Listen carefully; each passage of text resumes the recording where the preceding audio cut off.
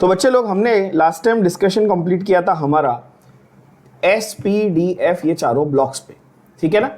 S block क्या होता है, P ब्लॉक क्या होता है, D ब्लॉक क्या होता है, F ब्लॉक क्या होता है, इसके ऊपर पूरा डिटेल डिस्कशन किया था। और कौन से ब्लॉक में कितने एलिमेंट्स हैं और कौन से एलिमेंट्स हैं ये भी हमने बात की थी।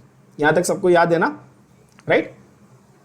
SPDF ब्लॉक्स हो गए। आज हम लोग बात करेंगे हमारे पीरियोडिक ट्रेंड्स और new terms that you need to understand with respect to the elements, उनके बारे में, राइट। अब देखो यार, हर एलिमेंट की सर्टेन कुछ ऐसी फिजिकल एंड केमिकल प्रॉपर्टीज थी जो उनके एटॉमिक नंबर पर डिपेंड करती थी। इसको हम लोग क्या बोलते हैं, मॉडर्न पीरियोडिक लॉ। सबको याद है, स्टार्ट में किया था हमने। मॉडर्न पीरियोडिक लॉ यही बोलता है ना कि भाई फिजिकल केमिकल प्रॉपर्टीज जो है वो एटॉमिक नंबर के फंक्शन है ना, एटॉमिक नंबर पर डिपेंड करती है। बरोबर बात है, ठीक है। तो कौन सी प्रॉपर्टीज की बात कर रहे हैं हम लोग, तो mainly metallic non metallic character, ठीक है, ionization enthalpy, electronegativity and reducing oxidizing character. ये चार मेजर ऐसे कैरेक्टर्स हैं जिसके बारे में हम लोग बात करने वाले हैं। Now based on these four, कौन से मैंने बोले, फिर से रिपीट करेंगे। कौन सा बोला मैंने, मेटालिक नॉन मेटालिक कैरेक्टर, ठीक है, ओके। दूसरा इलेक्ट्रोनेगेटिविटी, ठीक है। तीसरा आपका ये आयोनाइजेशन एंथैल्पी, और चौथा रिड्यूसिंग ऑक्सीडाइजिंग कैरेक्टर। ये चार को मेन मान लो। ऐसे और बहुत सारे मैंने और भी अभी एक और नेम किया। There are other characteristics like shielding effect कितना होगा, रिड्यूसिंग ऑक्सीडाइजिंग प्रॉपर्टी कैसी होगी, उसके कंपाउंड्स किस तरह के बनेंगे, है ना, उसका अगर कंपाउंड बन रहा है तो एसिडिक बन रहा है कि बेसिक बन रहा है, वो सारी चीजें इन चार मेजर चीजों से रिलेटेड होगी। तो ये चार प्रॉपर्टीज हमारी मेन हो जाती है। इसके अलावा बाकी चीजों से ये रिलेटेड आपको प्रॉपर्टीज समझ में आएंगी। Okay, there are many properties the trends of which we are going to understand in two ways. दो तरीके से हमको ट्रेंड समझना है। अच्छा, किसी चीज का ट्रेंड, अगर ये वर्ड मैं बोलूं ट्रेंड, तो इंग्लिश में ट्रेंड का मतलब क्या है? बच्चे बोलेंगे सोशल मीडिया पे सर ट्रेंड होता है ना कोई चीज, तो क्या बोलते हैं ट्रेंड का मतलब बच्चों?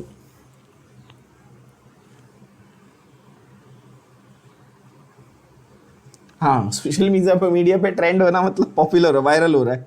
बट यहां पर पीरियोडिक टेबल में ट्रेंड का मतलब है बच्चों एक पैटर्न को स्टडी करना। क्या करना?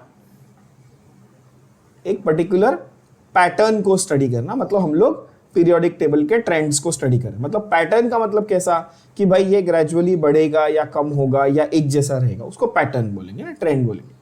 तो देखो, इनऑर्गेनिक केमिस्ट्री में ना दुनिया के सबसे बड़ी बच्चों को कंप्लेंट क्या होती है, सर ट्रेंड्स याद नहीं रहते और एक्सेप्शंस बहुत सारे। तो आपको ये दो चीजों पे फोकस करना है। क्या है कि भाई ट्रेंड्स यानी कि पैटर्न्स को पकड़ना है, और एक्सेप्शंस मतलब कि जो ट्रेंड को फॉलो,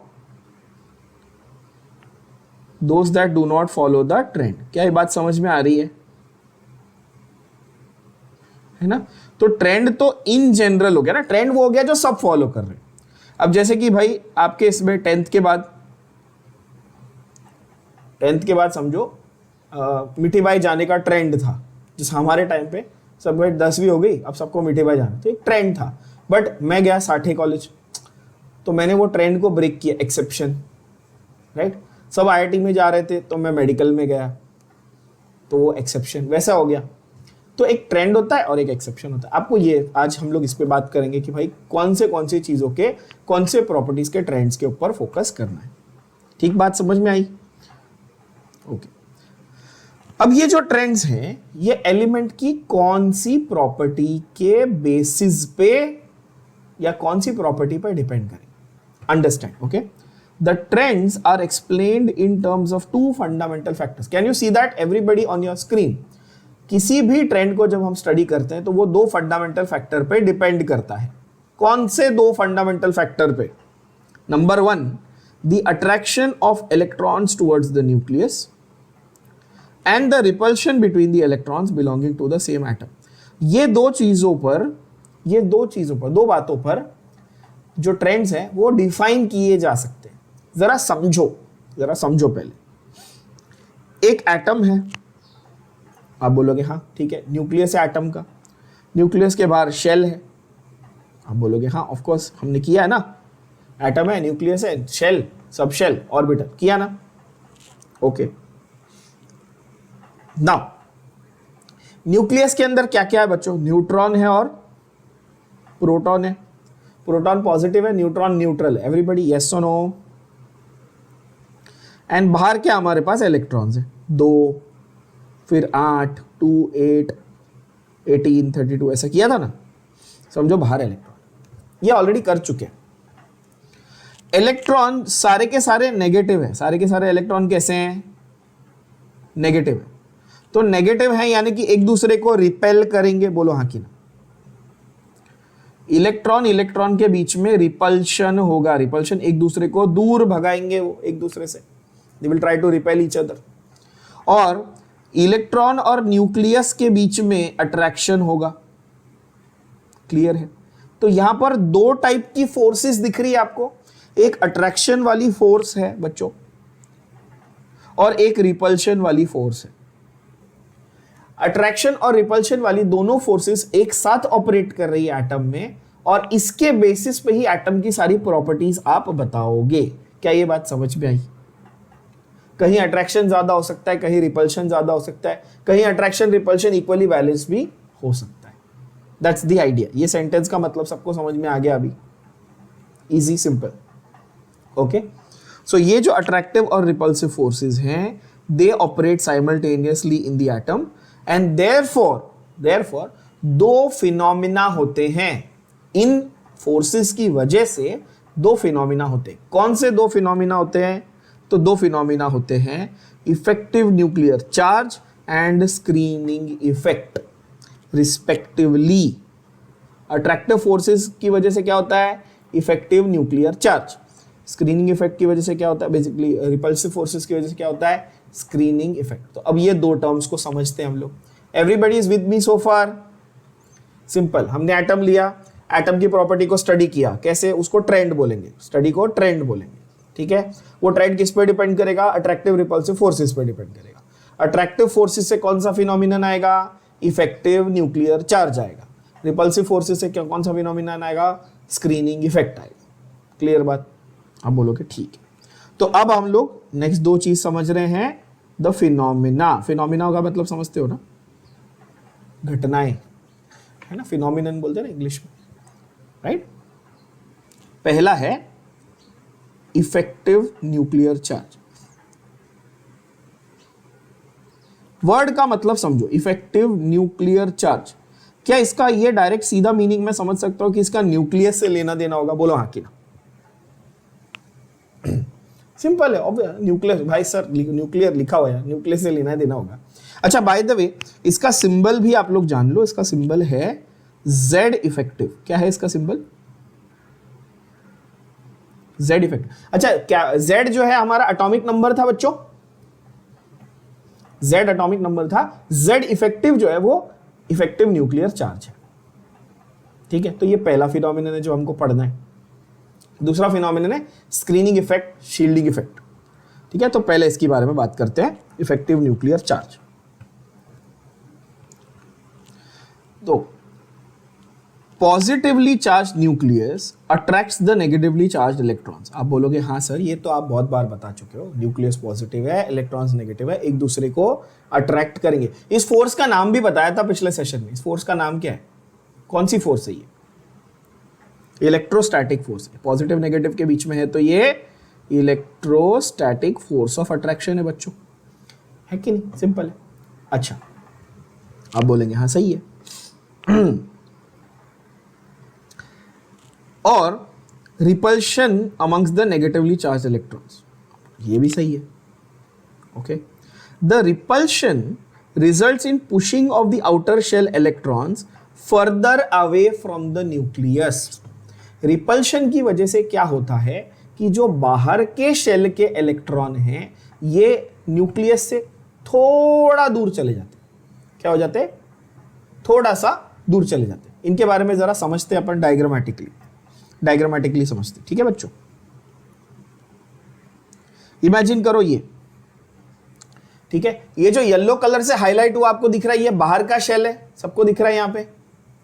उसमें मैंने ब्लू कलर के क्या बनाए, इलेक्ट्रॉन बनाए, ये भी आपको दिख रहा है सबको क्लियरली, है ना। तो ये जो इलेक्ट्रॉन है ये एक दूसरे को रिपेल करना चाहते हैं, दूर जाना चाहते हैं।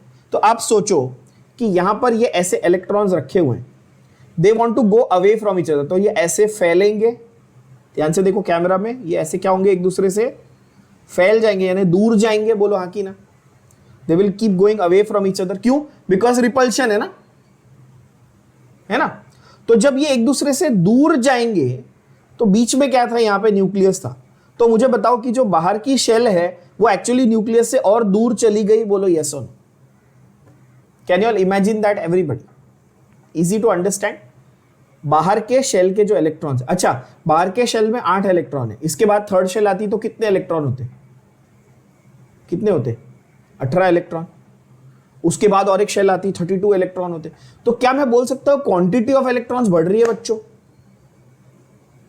और जितनी क्वांटिटी बढ़ेगी उतनी धक्का मुक्की बढ़ेगी। रिपल्शन का मतलब धक्का मुक्की, विरार ट्रेन, अपनी लोकल ट्रेन आप लोग जाते होंगे, है ना, धक्का मुक्की बढ़े, भाई भीड़ बढ़ेगी तो धक्का मुक्की बढ़ेगी कि नहीं बढ़ेगी, सही बात है।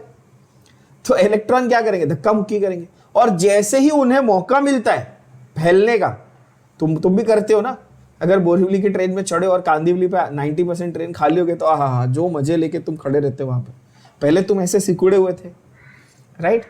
तो वैसे ही यहाँ पे भी हो रहा है, जैसे ही इलेक्ट्रॉन्स को मौका मिला, भाई आउटर मोस्ट यहाँ पे बाहर ये जो शेल है, इसके लिए इसके पास स्कोप है ना, ऐसे फैलने का स्कोप है इसके पास, तो ये क्या करेगा, ये रिपेल। तो थोड़ा सा आपको लगता है कि ये एटम जो है ऐसे पुक करके बड़ा हो जाएगा, बाहर का शेल जो है वो दूर हो जाएगा, यस और नो। किस वजह से, रिपल्शन की वजह से। तो इससे क्या हुआ, आप खुद सोचो लॉजिकली, रट्टा नहीं मारना है, समझना है, बहुत सिंपल चीज है। न्यूक्लियस और बाहर के शेल के बीच का डिस्टेंस बढ़ गया, बोलो हाँ की ना, एवरीबडी। अच्छा डिस्टेंस बढ़ा तो फोर्स को क्या हुआ, ये भी पहले बताया हुआ है, डिस्टेंस बढ़ेगा तो आपको फोर्स कम एक्सपीरियंस होगी, यस और नो, है ना। बोला था ना तुमको कि तुम आग से दूर खड़े रहोगे तो गर्मी कम लगेगी, भाई सीधी बात है। तो डिस्टेंस बढ़ेगा तो उनका अट्रैक्शन का फोर्स जो है वो थोड़ा सा कम हो जाएगा। तो अब देखो कि न्यूक्लियस जो है वो आउटर मोस्ट इलेक्ट्रॉन को टाइट पकड़ा है कि अभी थोड़ा लूज छोड़ दिया। जब डिस्टेंस बढ़ गया, फोर्स कम हो गई, तो अब जो आउटर मोस्ट बाहर के शेल का इलेक्ट्रॉन था, न्यूक्लियस से उसका डिस्टेंस बढ़ गया, तो उसने थोड़ा लूज छोड़ा कि टाइट पकड़ा, उसको उसने लूज छोड़ दिया, करेक्ट बात है। तो अब ये हमें समझ में आया कि ये जो आउटर इलेक्ट्रॉन हो गए ना, ये लेस टाइटली मतलब थोड़ा कम टाइट हो गया ना, थोड़ा लूज छोड़ दिया ना न्यूक्लियस ने उसको, क्योंकि दूर हो गए। तो in other words attraction of nucleus is partially cancelled. ऐसा मैं बोल सकता हूं कि जो ओरिजिनल अट्रैक्शन की फोर्स थी वो थोड़ी सी कम हो गई, बोलो हाँ कि ना। ओरिजिनली वो बहुत टाइट पकड़ के रखा था इलेक्ट्रॉन को, अब इलेक्ट्रॉन थोड़ा दूर गया तो उसकी जो फोर्स थी ना वो थोड़ी सी कम हो गई, मतलब अट्रैक्टिव फोर्सेस पार्शियली कैंसल हो गए, यस और नो। तो ऐसा समझ में आ रहा होगा आपको कि एक ओरिजिनल फोर्स थी और एक अब नई फोर्स है। क्या ये बात समझ में आ रही है बच्चों? ओरिजिनल फोर्स ज्यादा थी कि नई फोर्स ज्यादा है? ओरिजिनल वाली ज्यादा थी, ओरिजिनली ज्यादा अट्रैक्शन था, ओरिजिनल अट्रैक्शन ऐसा लिखता हूं, फोर्स नहीं लिखता हूं, ओरिजिनल अट्रैक्शन लिखता हूं, है ना। Original attraction, new attraction. जैसे आपके साथ होता है ना, नया नया कोई पसंद आया, पसंद आई, बहुत चैटिंग करते हो, 4-4 घंटे बात करते हो, और बाबू थोड़ा थाना थाया कि नहीं, वो चलता है आपका। फिर धीरे धीरे रिलेशनशिप सेटल हो जाती है, फिर अट्रैक्शन कम हो जाता है। बस यहाँ पे भी वही है यार, ओरिजिनली अट्रैक्शन बहुत ज़्यादा है, भाव मिला पहली बार, खास करके लड़कों के साथ बहुत होता है। लड़की ने हेलो बोल दिया तो हम तो ऐसा सोचते ओहो प्यार हो गया, ऐसा नहीं होता, वो बेचारी सिर्फ हेलो बोल रही है, ठीक है। तो ओरिजिनल अट्रैक्शन बहुत ज़्यादा है, फिर धीरे धीरे जब सेटल होगा तो हाँ ठीक है भाई, नॉर्मल है ना। तो यहाँ पर भी वही है भाई, न्यू अट्रैक्शन कम है। क्या ये बात सबको समझ में आ गई? अब इससे आप बोलोगे ठीक है सर न्यू अट्रैक्शन कम है, उससे हमको क्या? तो जो पुराना जो ओरिजिनल चार्ज था, अच्छा न्यूक्लियस में चार्ज था प्रोटॉन का पॉजिटिव, सपोज सोडियम की बात कर रहा हूं तो 11 प्रोटॉन का 11 पॉजिटिव चार्ज। आप बोलोगे हाँ, तो 11 पॉजिटिव चार्ज अब इलेक्ट्रॉन को खींच रहे थे ओरिजिनली, है ना।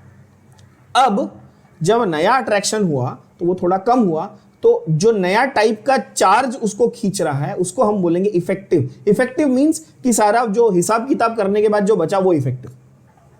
तो जो हमको डिक्रीज इंक्रीज करना था वो करने के बाद जो बचा उसको क्या बोलेंगे, इफेक्टिव। तो नए वाले को क्या मैं ये बोल सकता हूं कि the new charge that is now being experienced by the electrons. ध्यान से सुनना, मैंने क्या बोला, the new net charge that is now being experienced by the electrons is the effective nuclear charge. बोलो हाँ कि ना। Yes, so here becomes the definition for the word. So this, the net nuclear charge that is now actually experienced by the electrons is called the effective nuclear charge. बच्चों आपको mark करना है ध्यान से अपनी बुक में, it's called Z effective. Is it higher or lower than the original charge? ये तो बहुत अच्छे से डिटेल में समझ में आ गया सबको। It is obviously lower than the actual charge. क्या ये बात सबके भेजे में अच्छे से घुस चुकी है? तो Z effective is always lower than Z। क्या ये बात समझ में आ गई? ये बाजू में ऐसा ब्रैकेट करके मस्त प्यारा सा आप लिखेंगे, एवरीबॉडी।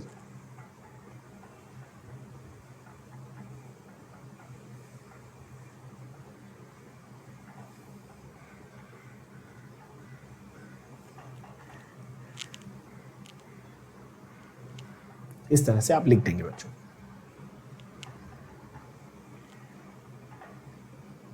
ठीक है, चलो। तो Z इफेक्टिव समझ में आया कि क्या है, न्यूक्लियर चार्ज जो है वो थोड़ा बहुत कम हो जाता है बिकॉज बाहर के इलेक्ट्रॉन्स का रिपल्शन हुआ, दूर चले गए, इसकी वजह से Z इफेक्टिव बोलेंगे। ठीक है भाई, okay. So after Z effective अब क्या होता है, जो अंदर के इलेक्ट्रॉन्स हैं, जो अंदर के शेल के इलेक्ट्रॉन्स हैं, वो बाहर के शेल के इलेक्ट्रॉन्स को न्यूक्लियस के अट्रैक्शन से शील्ड कर रहे हैं। अब बोले सर ये कैसे होता है? तो ये ऐसे होता है, देखो। अंदर के शेल के इलेक्ट्रॉन्स, अच्छा अंदर वाला शेल कौन सा? ये वाला है।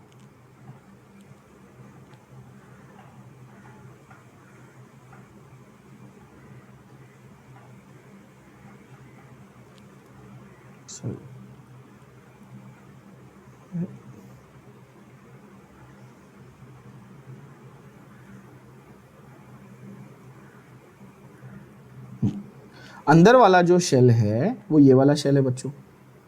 ये जो मैंने ब्लू टील कलर से मार्क किया, दिख रहा है आपको सबको? ये अंदर वाला शेल है, यस। और बाहर वाला तो येलो आपको दिख ही रहा था। ऐसा बोल सकते हैं that the nucleus wanted to pull the outer electrons. Nucleus क्या करना चाहता था? बाहर के इलेक्ट्रॉन को अपनी तरफ पुल करना चाहता था। बोलो हाँ कि ना। ये न्यूक्लियस बाहर के इलेक्ट्रॉन को अपनी तरफ खींच रहा है, तो मैं ऐसे एरो बना देता हूं। ये ना, ये न्यूक्लियस स्पाइडरमैन बना हुआ है, ये लगाया उसने वेब है, खींचा। लेकिन ये जो बीच में एक शेल पड़ी हुई है, वो एक छतरी की तरह, जैसे छतरी आपको धूप और बारिश से बचाती है, तो ये वाली शेल क्या करती है? ये न्यूक्लियस है, ये एक बाहर शेल है और उसके बाहर और एक शेल है। तो ये न्यूक्लियस को अपना अट्रैक्टिव फोर्स बाहर के इलेक्ट्रॉन्स तक लेके नहीं जाने देगी। बोलो हाँ कि ना। ये अगर आउटर मोस्ट शेल का इलेक्ट्रॉन है, ये न्यूक्लियस है, डायरेक्ट अगर कनेक्शन होता तो न्यूक्लियस इसको खींच पाता। बोलो हाँ कि ना। बीच में तुमने और एक शेल डाल दी तो वो एक शेल क्या करेगी? वो शील्ड यानी ढाल का काम करेगी। यस और नो? कैप्टन अमेरिका की शील्ड तो सबको पता ही है, शील्ड क्या होती है ना। आपस में तुम लोग झगड़ा कर लेना, वंडर वुमन की शील्ड ज्यादा अच्छी है कि कैप्टन अमेरिका की, बट शील्ड तो शील्ड होती है भाई, सही है। जैसे मैंने आपको सिंपल भाषा में बोला कि भाई आप छतरी, अम्ब्रेला की तरह इसको इमेजिन करो कि न्यूक्लियस का जो खींचने वाला फोर्स है, अट्रैक्टिव फोर्स है, किसके ऊपर? आउटर मोस्ट शेल्स के ऊपर, आउटर मोस्ट शेल के इलेक्ट्रॉन के ऊपर। उसको बीच में शील्ड करके कम करने का काम कौन कर रहा है? अंदर वाले शेल्स कर रहे हैं। क्या ये बात सबके भेजे में गई? यस। तो फिनोमिनन ऐसा दिखता है बॉस कि inner electrons shield the outer electrons from the nucleus to a certain extent. This effect where inner electrons और outer electrons को shield करते हैं, inner electron outer electron को shield करते हैं, it's called screening और shielding effect. क्या ये बात समझ में आ गई है ना? अभी इफेक्टिव न्यूक्लियर चार्ज एग्जैक्टली जो Z इफेक्टिव है वो क्या हुआ? वो ये हुआ भाई कि जो Z इफेक्टिव है उसका फॉर्मूला आप ऐसे बोलोगे, ओरिजिनल Z माइनस कितनी शील्डिंग इलेक्ट्रॉन ने करी. समझ गए बात को? Original atomic number Z minus कितनी इलेक्ट्रॉन शील्डिंग इनर शेल ने की. और इनर शेल ने जो इलेक्ट्रॉन शील्डिंग की ना, उसके लिए टर्म है ये. इसको क्या बोलते हैं ग्रीक में बच्चों? इसको बोलते हैं सिग की मम्मी, सिग्मा. क्या बोलते हैं? सिग्मा, है ना? क्या बोलते हैं इसको? सिग्मा. ठीक है, ये सबको मालूम है ना. मैथ्स में ये जो पीसीएम वाले वो तो ये पढ़ते हैं. ये मैथ्स में ये बड़ा वाला सिग्मा होता है ना, ये कैपिटल. बहुत बच्चों को ये भी बहुत बेसिक चीजें नहीं पता. ठीक है, फिर भी बताना मेरा काम है. ये कैपिटल सिग्मा है, ये वाला जो है ना ये स्मॉल सिग्मा है. ठीक है ना, जैसे आप कैपिटल इंग्लिश में भी लिखते हो ना, कैपिटल ए स्मॉल ए, वैसे. ठीक है बच्चों, तो यहाँ पे हम लोग स्मॉल वाला सिग्मा जो है वो लिख रहे हैं. सिग्मा जो है वो शील्डिंग इफेक्ट या शील्डिंग कांस्टेंट या स्क्रीनिंग कांस्टेंट को रिप्रेजेंट करता है. ठीक है, value of sigma depends on the type of orbital in which the electron was. Electron कौन से ऑर्बिटल में था उसके हिसाब से सिग्मा की वैल्यू चेंज होती रहेगी. क्या कॉन्सेप्ट समझ में आया? दो कॉन्सेप्ट क्विकली रिवाइज. क्या बोला मैंने? एक पहले क्या था? इफेक्टिव न्यूक्लियर चार्ज था. Effective nuclear charge original atomic number से कम होगा कि ज्यादा होगा? Effective nuclear charge original atomic number से कम होगा कि ज्यादा होगा? कम होगा. क्यों कम होगा भाई? क्योंकि न्यूक्लियस से दूर जाएंगे इलेक्ट्रॉन्स आउटर मोस्ट शेल के, तो उनका अट्रैक्टिव फोर्स थोड़ा सा कम हो जाएगा. पहली बात. दूसरी चीज हमने सीखी क्या? स्क्रीनिंग इफेक्ट या शील्डिंग इफेक्ट. क्या थी स्क्रीनिंग इफेक्ट? भाई इनर इलेक्ट्रॉन्स आउटर इलेक्ट्रॉन्स को न्यूक्लियस के अट्रैक्शन से शील्ड या प्रोटेक्ट करेंगे. इसको हमने स्क्रीनिंग इफेक्ट बोला. अच्छा, एक बहुत ही इंपॉर्टेंट नोट यहां पर कर लेना और अपनी टेक्स्ट बुक में ही लिख लेना ये नोट. ठीक है, बहुत ध्यान से. एक बहुत इंपॉर्टेंट नोट करना बच्चों, इसको मिस नहीं करना. आप नोट ये करना कि शील्डिंग इफेक्ट का ऑर्डर कौन सा ऑर्बिटल या कौन सा सबशेल अच्छे से शील्ड करता है. ध्यान से सुनना. शील्डिंग इफेक्ट का ऑर्डर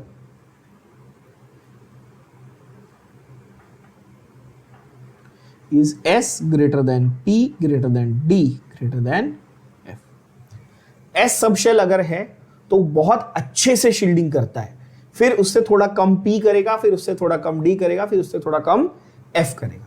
तो शील्डिंग इफेक्ट का ऑर्डर ये आप अपनी टेक्स्ट बुक में यहीं पे लिख लो, ताकि आगे आपको अलग से ढूंढना नहीं पड़े. जब पढ़ रहे हो तब साथ में आपने पढ़ लिया. समझ रहे हो बात को? ठीक है, ये नोट है आपका, नोट कर लेना यहाँ. ठीक है ना बच्चों? Make sure that you miss not a single point. Don't miss out on a single point. Write everything properly.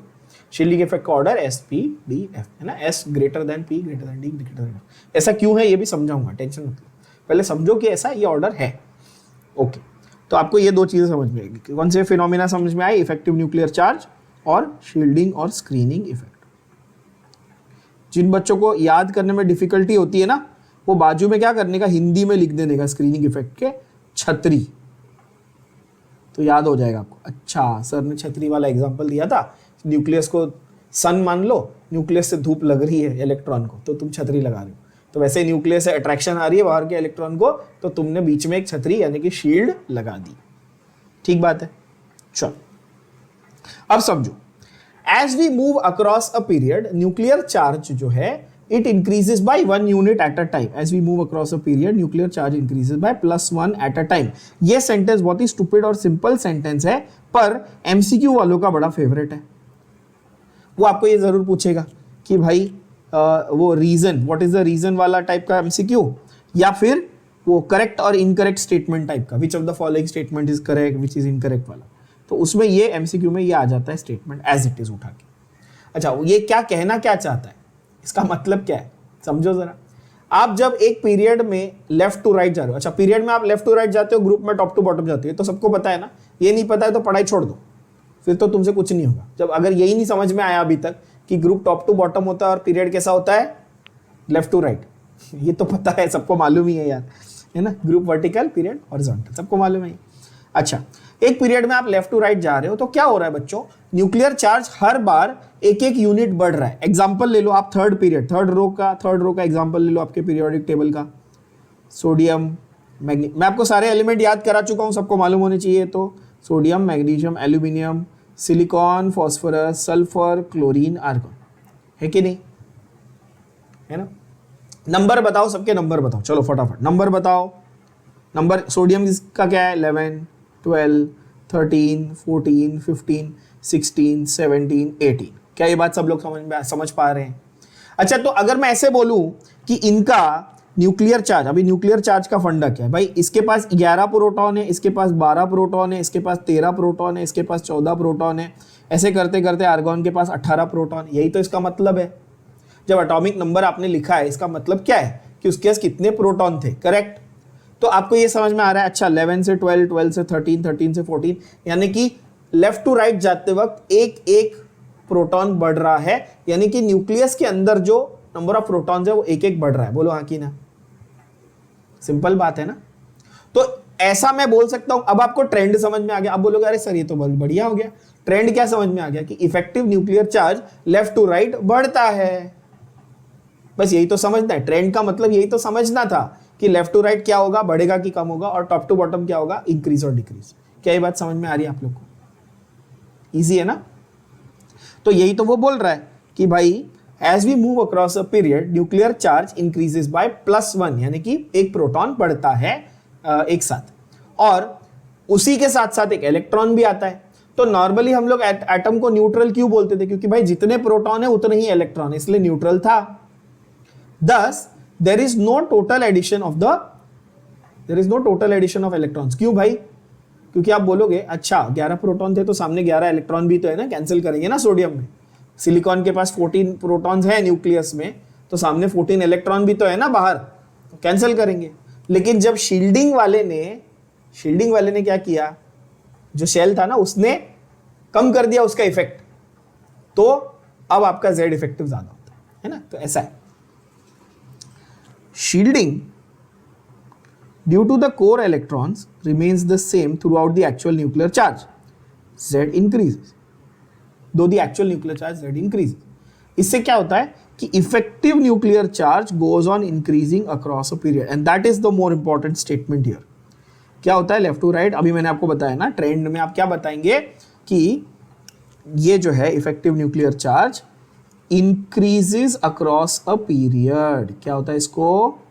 Across a period left to right ये इंक्रीज हो जाता है। आप बोलेंगे ठीक है, सही बात है सर। क्यों? हाँ, क्यों ये बढ़ रहा है? क्योंकि आपका नंबर ऑफ शेल्स, अच्छा थर्ड रो के एलिमेंट में नंबर ऑफ शेल्स तो सेम है ना, सबके पास 3 शेल है। बोलो हाँ कि ना। क्या वो चेंज हो रहा है? भाई थर्ड रो है, पीरियोडिक टेबल का थर्ड पीरियड, मतलब सबके पास 3 शेल। आप बोलोगे हाँ, और 3 शेल है वो तो चेंज नहीं हुआ, लेकिन प्रोटॉन का नंबर चेंज हुआ, तो Z इफेक्टिव बढ़ते रहा। क्लियर बात? Okay. On the other hand Z effective decreases down the road. अच्छा ये चीज समझ लेना, बहुत सिंपल बात बता रहा हूं। अगर लेफ्ट टू राइट बढ़ रहा है ना, तो टॉप टू बॉटम क्या होगा? अगर पीरियड में बढ़ रहा है ना, तो ग्रुप में क्या होगा? कम होगा। सीधी बात है। ऐसा क्यों होता है? अब आप बोलोगे सर क्यों होता है भाई? क्योंकि जब भी आप नया नीचे जाओगे ना ग्रुप में, आप नए रो में जाओगे, थर्ड से फोर्थ, फोर्थ से फिफ्थ, तो क्या होगा? एक बड़ा शेल और ऐड हो गया, तो जो पहले आउटर मोस्ट था वो इनर हो गया। पहले जो सबसे बाहर था और जो प्रोटेक्शन ले रहा था छतरी की, अब उसको देनी पड़ेगी। समझ रहे हो बात? क्योंकि अब वो अंदर आ गया, उसके ऊपर और एक बड़ा शेल बन चुका। क्लियर हो गई? बोलो हाँ यस और नो। यानी कि पहले ये जो टील कलर वाला आपका जो अंदर का शेल था, ये येलो वाले को शील्ड कर रहा था। अगर मैं इसके बाहर और एक शेल बना दूं, तो अब किसको करना पड़ेगा शील्डिंग? हाँ, अब जो अंदर वाला शेल है, है ना, वो बाहर वाले को शील्ड करेगा। मतलब येलो वाला जो बेचारा पहले प्रोटेक्शन ले रहा था, अब वो प्रोटेक्शन देगा, अब वो शील्डिंग करेगा। अच्छा, क्या वो अच्छा था शील्डिंग में? Not great. उसको तो खुद जरूरत पड़ रही थी, है कि नहीं? उसको तो खुद ही जरूरत पड़ी, तो वो गरीब खुद ही बेचारा शील्डिंग की उसको जरूरत पड़ रही थी, तो बाहर वाले को वो इतना अच्छे से, इतना शील्डिंग अच्छे से नहीं कर पाएगा, उतना अच्छे से शील्डिंग नहीं कर पाएगा, है ना, ये बात है। तो जनरली क्या होता है कि आप सब शेल के हिसाब से शील्डिंग देखते हो। मैंने ऑलरेडी बता दिया SPDF, अगर S है तो अच्छे से करेगा, फिर P, फिर D, फिर F, है ना। ओके, तो ये ऐसा क्यों होता है भाई? a new valence shell समझते हो ना, outer most shell is added.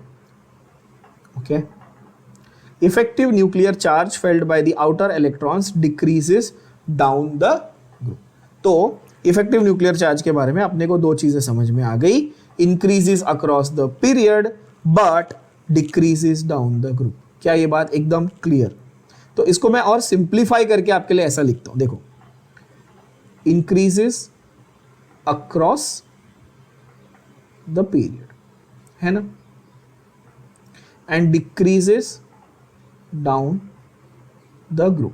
हम यही सेंटेंस स्ट्रक्चर को फॉलो करेंगे। पीरियड में क्या हो रहा है, ग्रुप में क्या हो रहा है, क्लियर? कोई कंफ्यूजन नहीं? ठीक है, अब आ जाते हैं फिजिकल प्रॉपर्टीज के ट्रेंड्स पे। तो ये दो फिनोमिना सबको क्लियर हो गए, क्योंकि ये दो फिनोमिना बार बार आने वाले, इसलिए इन पे बहुत टाइम लिया मैंने, इनको समझाया आपको अच्छे से। स्क्रीनिंग इफेक्ट क्या होता है, जेड इफेक्टिव क्या होता है। अब इनके बेसिस पे आपको बाकी सारी चीजें ऐसे समझ में आएगी, ऐसे फटाफट समझ में आएगी, ठीक है। सबसे पहला जो हमारा फीचर, जो प्रॉपर्टी हम पढ़ेंगे वो है एटॉमिक रेडियस। नाम से पता चल रहा है एटम, अच्छा एटम सर्कुलर, अपन एटम स्फेरिकल बनाते हैं, एवरीबॉडी नोस, यस। तो स्फेरिकल चीज का अपने को क्या बनाना है, रेडियस बताना है, रेडियस बताना है। क्या मैं सिंपल भाषा में बोलूं रेडियस मतलब, रेडियस एटले શું થાય, रेडियस શું છે, साइज, बरोबर की नहीं? रेडियस म्हणजे काय, size, yes. Okay, now here basically what they are asking you is कि भाई बताओ टॉप टू बॉटम साइज बढ़ेगी कि कम होगी, लेफ्ट टू राइट साइज बढ़ेगी कि कम होगी, बस इतना वो जानना चाहता है, ठीक है। ओके, हमने क्वांटम नंबर्स की बात की है, तो जो currently accepted model of atom है वो क्वांटम मैकेनिकल मॉडल है, बाय द वे, है ना। ओके, क्वांटम मैकेनिकल मॉडल जो अभी हमारा लेटेस्ट जो चल रहा है ना, वो क्वांटम मैकेनिकल मॉडल है, वो हम लोग और डिटेल में करेंगे, स्ट्रक्चर ऑफ एटम नाम का एक चैप्टर। खैर, इसमें वो बोलता है कि एटम्स बॉन्डेड फॉर्म में हो सकते हैं, जैसे कोवेलेंट बॉन्ड बना के मॉलिक्यूल बना लिया, या फिर अकेले भी रह सकते हैं, जैसे मेटल मोनो एटॉमिक है तो अकेले रह सकते हैं, मेटल है, नोबल गैस है अकेले रहेंगे, मोनो एटॉमिक है ना। तो अलग अलग टाइप के अरेंजमेंट आपको मिलते हैं। तो आप रेडियस पहली बात तो कैसा ढूंढोगे, क्या बात समझ में आ रही है मैं क्या बोल रहा हूं? एक एग्जाम्पल ले लो, आप एग्जाम्पल के साथ में समझोगे तो अच्छा समझ आएगा आपको। कार्बन जो है ये मोनो एटॉमिक है, बोलो हाँ कि ना, अकेले रहता है, यस बच्चों, कार्बन मोनो एटॉमिक है, अकेला, एक ही एटम रहता है अकेले, बॉन्डेड फॉर्म में नहीं रहता नेचर में। H2 हाइड्रोजन, दो एटम हमेशा बॉन्डेड फॉर्म में रहते हैं हाइड्रोजन के, है कि नहीं। ऑक्सीजन के डायटॉमिक है। P4 फॉस्फोरस का मैंने आपको बताया था, चार एटम एक साथ रहते हैं, है कि नहीं। तो यानी कि एटम्स जब हम लोग स्टडी कर रहे हैं एलिमेंट्स के, तो they can exist in different forms, either bonded और नॉन बॉन्डेड तरीके से, यस और नो। तो जब हमारे पास कोवैलेंट बॉन्डेड एटम्स रहेंगे, कोवैलेंट बॉन्डेड, तो उसकी जो बॉन्ड लेंथ मतलब distance between the two nuclei, ठीक है, सिंपल। बॉन्ड लेंथ का मतलब दो न्यूक्लियस के बीच का डिस्टेंस, उसको हम लोग क्या बोलते हैं, उसको बोलते हैं कोवैलेंट रेडियस। क्या बोलते हैं? कोवैलेंट, क्योंकि कोवैलेंट बॉन्ड बना अगर, जैसे कार्बन कार्बन के बीच में कोवैलेंट बॉन्ड है, for example in diamond is a form of carbon, everybody knows this. अच्छा, ये एमसीक्यू पॉइंट ऑफ व्यू से बहुत इंपॉर्टेंट चीज है, bond length of carbon to carbon in diamond is 154। ये डायरेक्ट फैक्चुअल क्वेश्चन है, ये नंबर है, सीधा लर्न करके जाना पड़ेगा आपको, ये आपके एंट्रेंस एग्जाम में आपको पूछेगा। क्या पूछेगा? कि भाई carbon to carbon bond length diamond में कितनी है, तो आप क्या बोलेंगे, आप बोलेंगे 154 pm। pm का मतलब सब लोग समझते हैं, प्रधानमंत्री नहीं, पिकोमीटर। pm का मतलब क्या है मित्रों, पिकोमीटर है, ठीक है। So that is bond length. तो ये बोलता है भाई बॉन्ड लेंथ ऐसा है 154 पिकोमीटर है। सो देयरफॉर कार्बन की अगर मैं कोवेलेंट रेडियस देखूं तो दो कार्बन के बीच का 154 था, तो कॉमन सेंस लगाओ, एक का कितना हुआ 154 का आधा, यस और नो, तो 77। सिंपल हो गई ना बात। तो covalent radius of carbon diamond में अगर मैं देखूं एटॉमिक रेडियस देखूं कार्बन का, तो सीधा सीधा मिल गया क्या, 77 पिकोमीटर। क्या ये बात बुद्धि में गई कि नहीं गई? जिनको नहीं समझी उनको डायग्राम से समझाते हैं अच्छे से, सिंपल तरीके से, ठीक है। दो एटम है कार्बन के, ये दो एटम के इंटर न्यूक्लियर डिस्टेंस मतलब दो न्यूक्लियस के बीच का डिस्टेंस कितना निकला था बच्चों, 154 निकला था। क्या ये बात समझ में आई, भेजे में गई? अच्छा, ओके। अभी ये बोलता है कि ये एक्चुअली ऐसे बॉन्डेड थे, मतलब एकदम नजदीक बॉन्डेड थे ऐसे, ठीक है। ये दोनों एटम ऐसे एकदम ऐसा नजदीक बॉन्डेड थे, और इनके बीच का डिस्टेंस अगर मैं तुमको बोल रहा हूं न्यूक्लियस का 154 है, तो एक एटम का डिस्टेंस कितना हो, जरा बुद्धि वापरो, 154 का आधा, तो ऐसे उन्होंने एटॉमिक रेडियस निकाला। इजी? हाँ, अब ये सवाल है, हाँ बहुत अच्छा। अब ये सवाल है कि सर इनके जो एटम है वो एक दूसरे से ओवरलैप करेंगे कि नहीं बॉन्ड बनाते वक्त?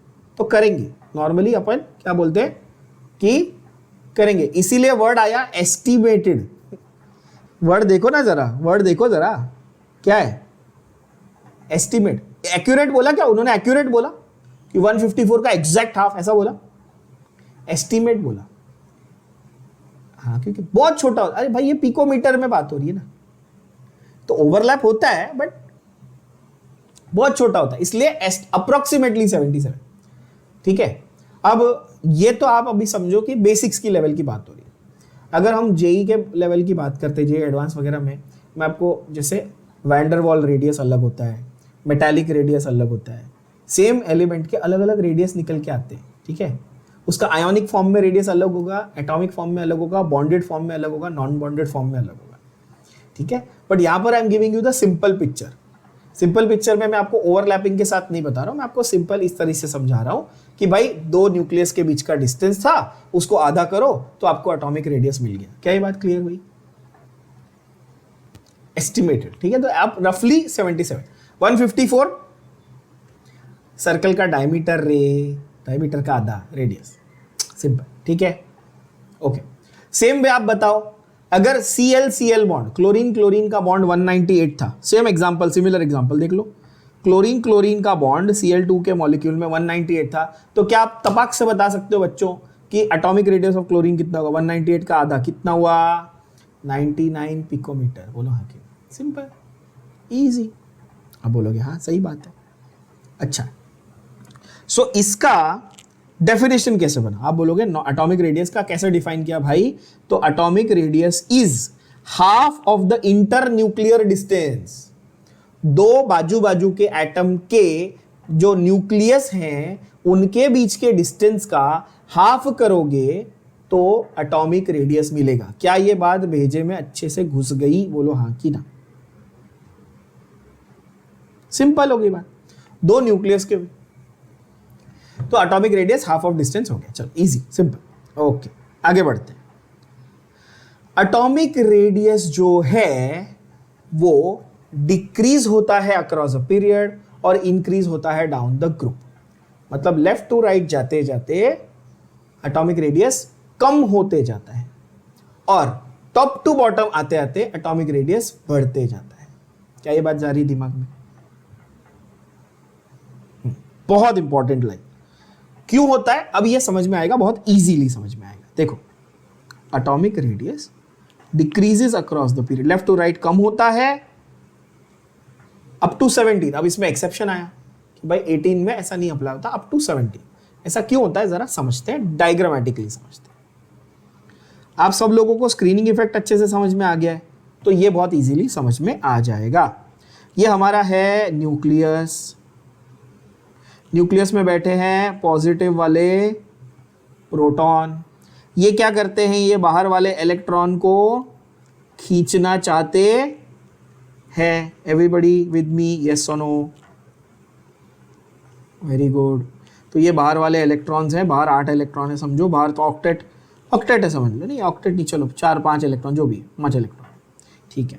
अंदर का भी अपना एक शेल है जो भी समझो, ये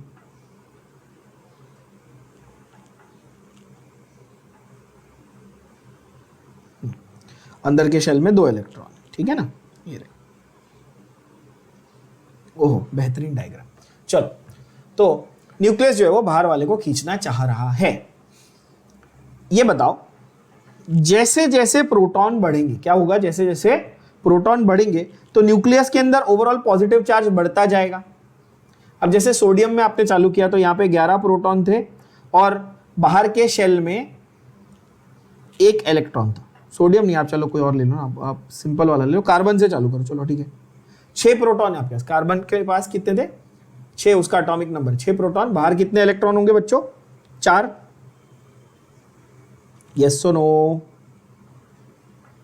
बाहर 4, 2,4, कार्बन इज 2,4, आप बोलोगे हाँ सही है, कार्बन इज 2,4 सर, ठीक है। तो ये 6 प्रोटॉन बाहर के 4 इलेक्ट्रॉन को खींचने की कोशिश कर रहे हैं और ये वाले जो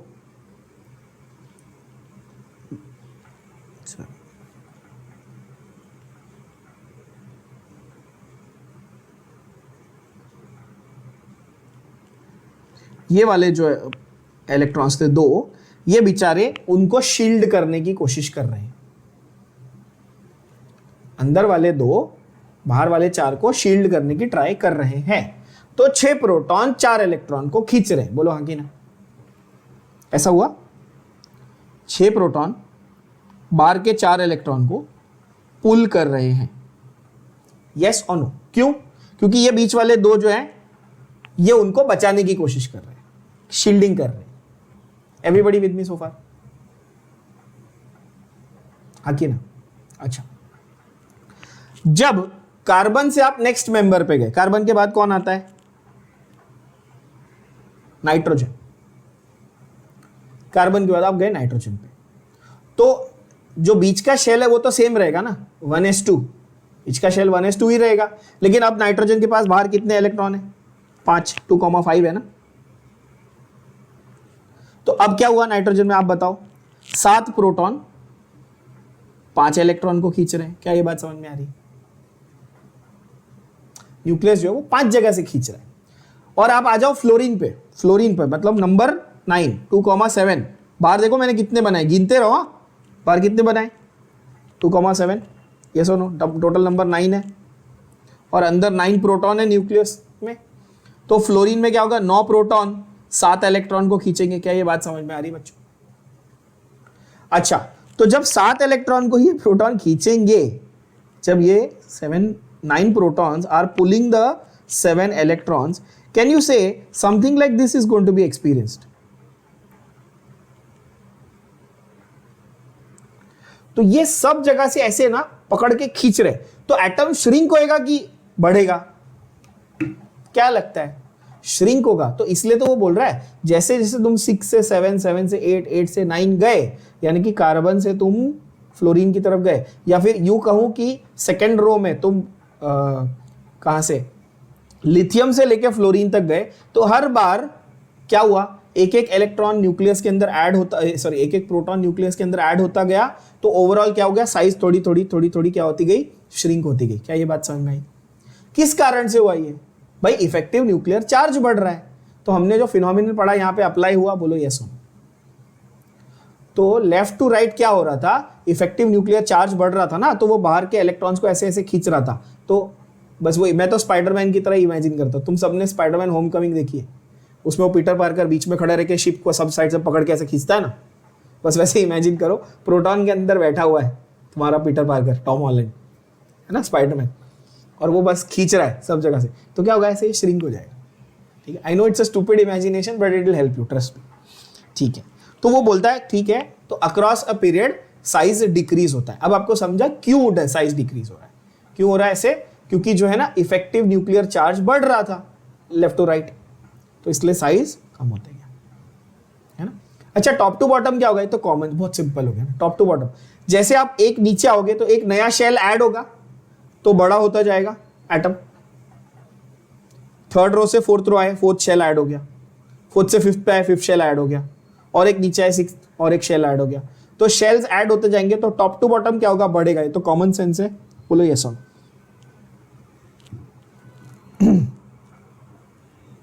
सिंपल। चल, तो अब रीजन भी मार्क कर लेते हैं।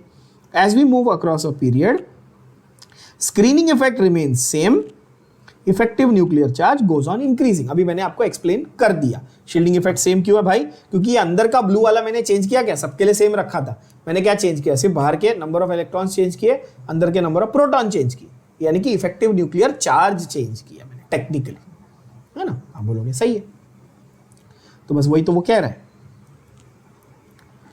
यहाँ पे, screening effect remain same, effective nuclear charge increases, therefore radius goes on decreasing along a period, है ना। लेफ्ट टू राइट रेडियस कम हो जाता है, और टॉप टू बॉटम नए शेल्स आर एडेड, तो इसीलिए increases the size, increases down the atomic radius, increases down the curve. एकदम क्रिस्टल क्लियर। अच्छा, अभी हम लोग एक एक लाइन बाय लाइन जा रहे हैं, पहले मैं आपको पूरा एक्सप्लेन कर देता हूं, फिर लास्ट में आपको क्या करूंगा, एक पूरा टेबल बना के दूंगा जिसमें से 2 मिनट में सारे ट्रेंड्स याद हो जाएंगे। जैसे atomic radius left to right decrease, top to bottom increase, एक एक लाइन में सारे याद हो जाएंगे। ठीक है बच्चों, बट ऑब्वियसली हमको एक्सप्लेनेशन और डिटेल मार्क करना जरूरी है, बिकॉज ये एमसीक्यूज में आता है। रट्टा नहीं मारना है, समझना है, एमसीक्यू में अप्लाई करना है। क्या ये बात सबको क्लियर हो रही है? ओके। अब आते हैं आयोनिक रेडियस पे। आप बोलोगे सर एटॉमिक रेडियस और आयोनिक रेडियस में फंडा क्या है?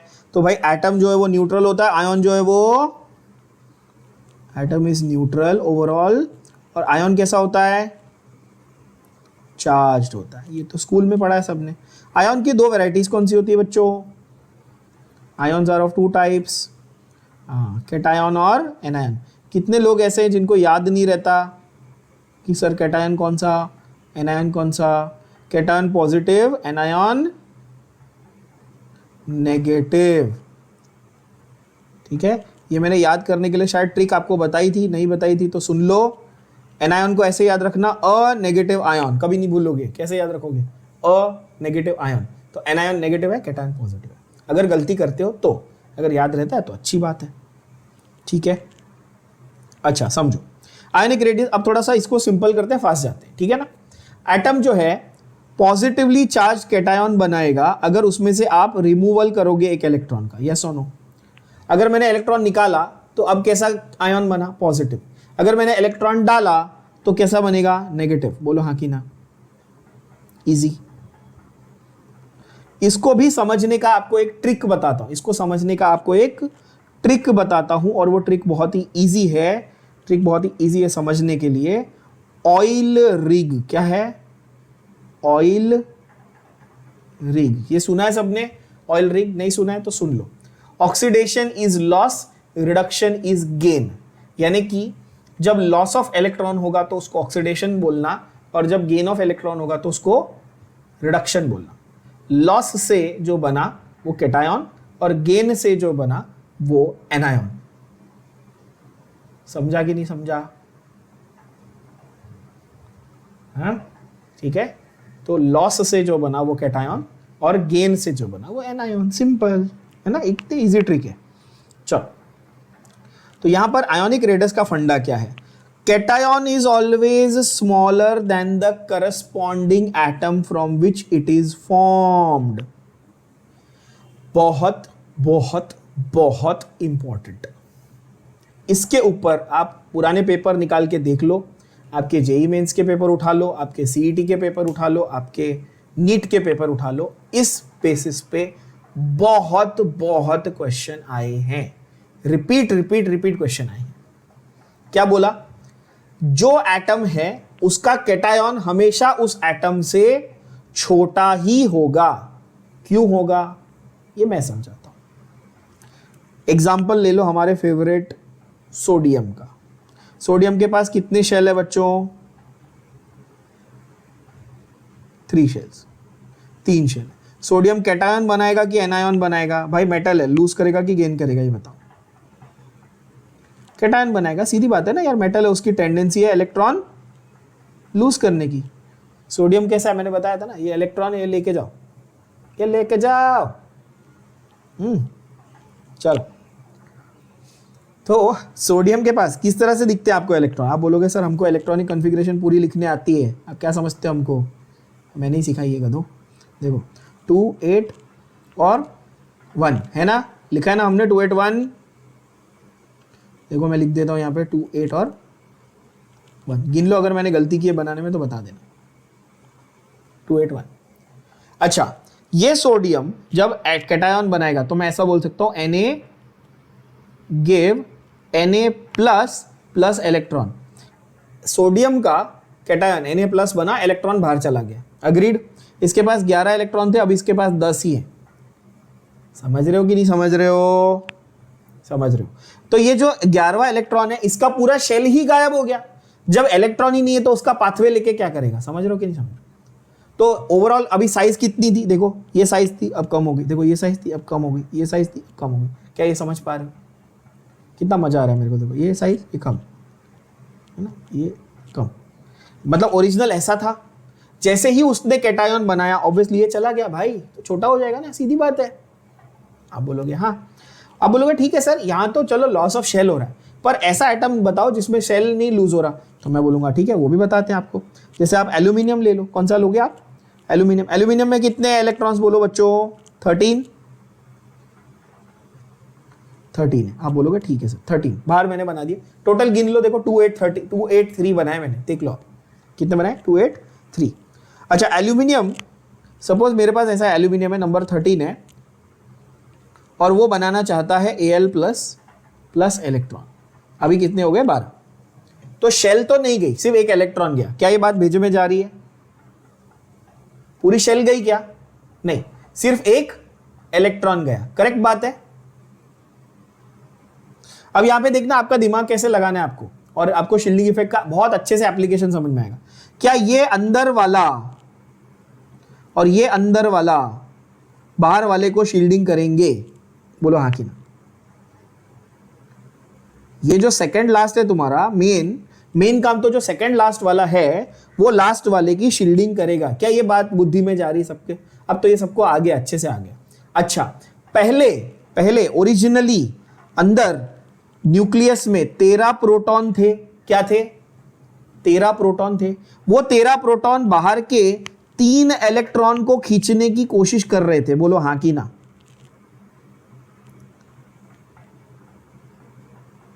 इफेक्टिवली 13 प्रोटॉन बाहर के 3 इलेक्ट्रॉन को खींचने की कोशिश कर रहे थे, लेकिन जैसे ही मैंने एक इलेक्ट्रॉन कम कर दिया, अब वो 13 प्रोटॉन मिलके कितने इलेक्ट्रॉन को खींच रहे हैं? 2 इलेक्ट्रॉन को। तो उनकी फोर्स ज्यादा लगेगी ना। अरे पहले तुम 13 लोग 3 लोगों को मार रहे थे, अब 2 लोगों को मार रहे हो, ज्यादा मारोगे कि नहीं मारोगे? है कि नहीं? यस और नो? तो अब अच्छे से खींचेगा और अच्छे से उसको अट्रैक्शन करेगा वो, तो एटम अच्छे से श्रिंक होगा, हाँ कि ना? तो साइज तो कम होगी ही ना बच्चों। तो जैसे ही कैटायन बनेगा आप आंख बंद करके लिख दोगे कि साइज क्या हुई? डिक्रीज हुई। समझ में आ रही बात? अब जरा मुझे अगर आपको घुमा के पूछना था और आपको मेरे को ऐसा पूछना है, समझो मेरे को आपको ऐसा पूछने का मन है कि बताओ Al छोटा होगा कि Al प्लस छोटा होगा, तो आप बोलोगे सर Al प्लस की साइज छोटी होगी। एकदम कन्विंस्ड हो आप, कैटायन छोटा होगा, है कि नहीं? अच्छी बात। अगर मैं बोलूं Al2 प्लस, तो क्या ये उससे और थोड़ा सा छोटा हो जाएगा? ये तो लॉजिकल है। और एक इलेक्ट्रॉन चला गया। अब जो 13 प्रोटॉन थे वो कितने इलेक्ट्रॉन को खींच रहे हैं? एक को। हाँ, ये बात सबके बुद्धि में गई। ऐसा हो गया। और अगर मैं आपको बोलूं Al3 प्लस, तो क्या वो और भी छोटा हो गया? क्यों? क्योंकि इस बार तो शेल ही गायब कर दी सर आपने, है कि नहीं? है ना बच्चों? तो बहुत सिंपल है, बहुत इजी है। आपको एमसीक्यू में वो अगर ऐसे भी पूछता है कि भाई बताओ कि एल्यूमिनियम के +1 +2 +3 में कौन बड़ा कौन छोटा, तो आप इजीली आंसर बता सकते। A B C D option दे देगा आपको, बोलेगा सबसे छोटा कौन, तो आप बोलोगे Al3+। क्या ये बात समझ में है? इजी, समझ में आ गई। चलो, तो मैं आपको बता रहा हूं कि ये एमसीक्यू में किस तरह से इसको अप्लाई करके वो पूछेगा, ठीक है। अच्छा, ये सेंटेंस जिन बच्चों को इजीली समझ में आ गया कि भाई कैटायन इज ऑलवेज स्मॉलर, तो उन्होंने लॉजिकली ये सेंटेंस जरूर पकड़ लिया होगा कि एनायन इज ऑलवेज लार्जर। जब कैटायन छोटा है तो एनायन बड़ा होना चाहिए। क्या ये बात समझ में आ रही है? तो बस वही तो अगला सेंटेंस है बॉस, वही तो अगला सेंटेंस है। मजे हैं कि नहीं है लाइफ में? बोले सर ये तो बड़े लॉजिकल स्टेटमेंट्स हैं यार। अब बोलोगे अच्छा एनायन बड़ा क्यों? तो भाई इलेक्ट्रॉन तुमने लाया तो इलेक्ट्रॉन रिपल्शन करेंगे। तो मैंने क्या बोला था, जितने ज्यादा तुम इलेक्ट्रॉन एक शेल में घुसाओगे तो क्या करेंगे, वो एक दूसरे को रिपेल करेंगे, तो थोड़ा सा ऐसे पुक करके ऐसा बड़ा हो जाएगा, है कि नहीं? होगा कि नहीं होगा? है ना? तो जब भी आप एनायन बना रहे हो तो क्या होता है कि वो जो एटम था ओरिजिनल, उसमें आपने इलेक्ट्रॉन ऐड करा, गेन किया ना, उसने इलेक्ट्रॉन आपने ऐड किया नेगेटिव चार्ज के लिए, एनायन बनाने के लिए। और जब वो गेन करता है तो इलेक्ट्रॉन्स की आपस में क्या होती है, रिपल्शन होती है, जिसकी वजह से साइज थोड़ी सा साइज बढ़ जाता है। कैसे बढ़ता है, यू वांट टू सी? चलो क्लोरीन का एग्जांपल लेके देखेंगे। क्लोरीन के पास कितने इलेक्ट्रॉन थे बच्चों? क्लोरीन के पास 17 इलेक्ट्रॉन थे। यस, तो मैं ऐसे बना दूंगा, आउटर मोस्ट शेल में कितने बनाऊं? 7 बना दूं जल्दी जल्दी।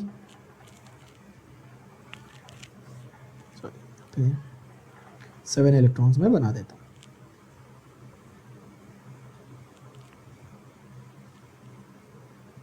कितने बन गए? 1 2 3 4 5 6 और 7। समझो, ठीक है। ये है मेरा क्लोरीन, ऐसे देख लेते हैं, समझो क्लोरीन। अच्छा, क्लोरीन ने क्या करा, इलेक्ट्रॉन गेन किया। आप ऐसे समझ पा रहे हो? तो Cl- बना। तो ओरिजिनली क्लोरीन के पास 17 इलेक्ट्रॉन थे, एक इलेक्ट्रॉन गेन किया तो अभी 18 इलेक्ट्रॉन हो गए। क्या ये बात सबके भेजे में गई? जो नया इलेक्ट्रॉन आया उसको मैं नए कलर से दिखा रहा हूं, नए कलर समझो, नया कलर ये लाल वाला नया है। तो ये लाल वाला क्या करेगा, ये नया जो इलेक्ट्रॉन आया, अब बाहर कितने हो गए बताओ? बाहर कितने हो गए? अब 8 हो गए, ठीक है। अब टोटल 18 है और बाहर आउटर मोस्ट में 8 हो गए। तो ये क्या करेगा, ये थोड़ा सा रिपल्शन क्रिएट करेगा। और अब ये शेल, ध्यान से देखना बच्चों, अब ये पूरी शेल, ठीक है, ये 8 इलेक्ट्रॉन वाली शेल, अंदर की 8 इलेक्ट्रॉन वाली शेल से भी तो थोड़ी दूर जाना चाहेगी। मतलब कि इन दोनों के बीच में भी तो थोड़ा सा रिपल्शन होगा कि नहीं होगा? यहां पे इनके बीच में रिपल्शन होगा कि नहीं होगा? बोलो यस और नो। क्यों? क्योंकि 8 इलेक्ट्रॉन इधर और बाहर, इधर 8 इलेक्ट्रॉन, इधर 8 इलेक्ट्रॉन, ये दोनों सोचेंगे भाई हम थोड़ा दूर हो जाए क्योंकि फालतू में रिपल्शन हो रहा है। और जितना रिपल्शन होगा, ऐसा एटम ऐसा फटेगा ना अगर रिपल्शन होगा तो, मतलब दूर जाएगा ना यार। तो अपने आप को स्टेबलाइज करने के लिए वो क्या करता है, अपनी साइज को थोड़ा सा बढ़ा लेता है। जैसे एनायन बना, साइज को थोड़ा सा उसने बढ़ा लिया, कैटायन बना, साइज को थोड़ा सा छोटा कर लिया। पर ये सारा फंडा एप्लीकेबल कहां तक है, ये इंपॉर्टेंट है। ये ग्रुप 1 से लेके ग्रुप 17 यानी कि फर्स्ट से लेके सेकंड लास्ट तक एप्लीकेबल है। ग्रुप 18 के लिए हम लोग एक्सेप्शन मानते हैं, उसमें ये ट्रेंड आप फॉलो नहीं करेंगे। क्या ये बात समझ में आई? क्योंकि ग्रुप 18 में तो पहले से ही 8 इलेक्ट्रॉन मौजूद है, उसमें लॉस और गेन का सवाल ही नहीं है बच्चों, है कि नहीं? तो ये फंडा हम लोग हैलोजन तक लगाएंगे, यानी ग्रुप 17 तक लगाएंगे। क्या ये सबके दिमाग में गया? बस यही तो समझना था यार, यही तो समझना था, इजी है ना।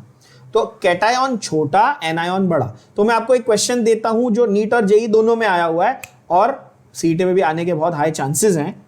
तो आप लोग सॉल्व करके दिखाएंगे विद इन 2 सेकेंड्स, ठीक है। और आप सोचेंगे कि सर ये क्वेश्चन का फ्री का 4 मार्क मिल रहा था, ठीक है, फ्री का 4 मार्क मिल रहा था।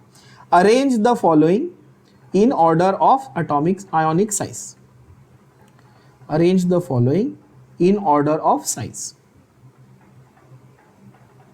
ठीक है, इन order of size. Iodine I-, I+, iodine का एटम, आयोडीन का कैटायन एंड आयोडीन का एनायन। और मैं ये फेक नहीं रहा, आप जाके चेक कर सकते हो गूगल पे, ये सच में ये एंट्रेंस एग्जाम्स में क्वेश्चन बहुत बार आया हुआ है, रिपीट भी हुआ है ये तो, ठीक है। वो बोल रहा है arrange the following in order of size, ठीक है। और 4 आपको ऑप्शन दिए, मैं तो ऑप्शन भी नहीं दे रहा, आप आंसर सीधा बताओ। चलो, सबसे बड़ा कौन होगा बच्चों? बिगेस्ट टू स्मॉलेस्ट, हाँ, बिगेस्ट टू स्मॉलेस्ट। चलो सबसे बड़ा से स्मॉलेस्ट, बड़ा कौन होगा, I माइनस सबसे बड़ा होगा, समझ पा रहे हो? हाँ, और फिर उससे थोड़ा छोटा कौन होगा, एटम, और फिर उससे भी छोटा कौन होगा, कैटायन। कितना इजी, इजी ये क्वेश्चन आया हुआ है, सिंपल क्वेश्चन है, और यही आपको बस सिंपल लॉजिक वहां पे अप्लाई करना है। ठीक है बच्चों, बहुत इजी है।